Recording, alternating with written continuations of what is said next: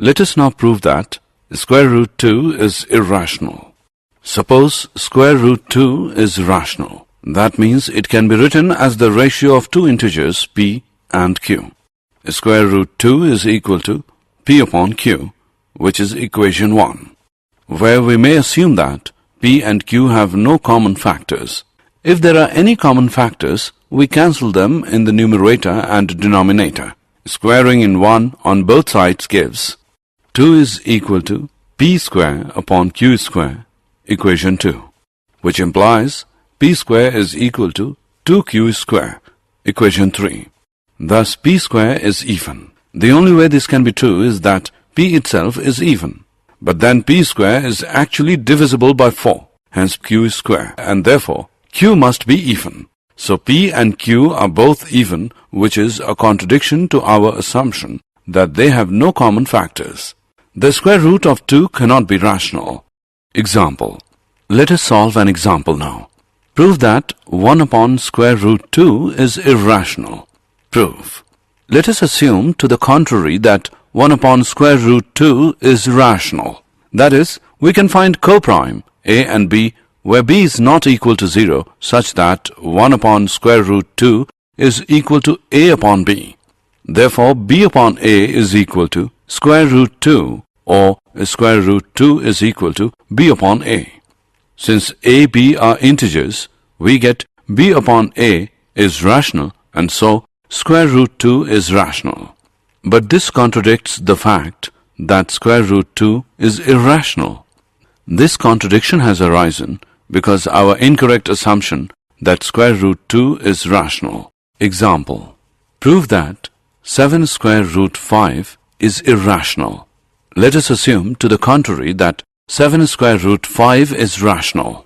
That is, we can find coprime a and b where b is not equal to 0 such that 7 square root 5 is equal to a upon b. Therefore, a upon b upon 7 is equal to square root 5, or square root 5 is equal to a upon b upon 7. Since a, b are integers, we get a upon b upon 7 is rational, and so square root 5 is rational. But this contradicts the fact that square root 5 is irrational. This contradiction has arisen because of our incorrect assumption that 7 square root 5 is rational. आइए अब सिद्ध करें कि वर्गमूल 2 अपरिमेय है। मान लीजिए वर्गमूल 2 परिमेय है। इसका अर्थ है कि ये दो पूर्णांकों p और q के भिन्न के रूप में लिखा जा सकता है। वर्गमूल 2 बराबर है p बटे q के। ये समीकरण 1 है। हम मान सकते हैं कि p और q में कोई उभयनिष्ठ गुणनखंड नहीं है। यदि कोई उभयनिष्ठ गुणनखंड हो तो हम अंश और भाजक में उसे काट सकते हैं वर्ग करने पर। दोनों पक्षों को हमें प्राप्त होता है 2 बराबर है वर्ग p बटे वर्ग q के। ये समीकरण 2 है, जो इंगित करता है वर्ग p बराबर है 2 वर्ग q के। ये समीकरण 3 है। अतः वर्ग p सम है। ये तभी सत्य होगा जब p स्वयं सम होगी, लेकिन तब वर्ग p वास्तव में 4 से विभाज्य होगी। इसी प्रकार वर्ग q और इसीलिए q भी सम होगी। अतः p और q दोनों सम हैं, जो कि हमारी पूर्व मान्यता के विरोधाभासी हैं कि उनका कोई उभयनिष्ठ गुणनखंड नहीं है। 2 का वर्गमूल परिमेय नहीं हो सकता। उदाहरण। आइए अब एक उदाहरण हल करें। सिद्ध कीजिए कि 1 बटे वर्गमूल 2 अपरिमेय है। उपपत्ति। इसके विपरीत ये मान लीजिए कि 1 बटे वर्गमूल 2 परिमेय है। यानी हम ऐसे सह अभाज्य a और b जिसमें b 0 के बराबर ना हो प्राप्त कर सकते हैं कि 1 बटे वर्गमूल 2 बराबर हो a बटे b के।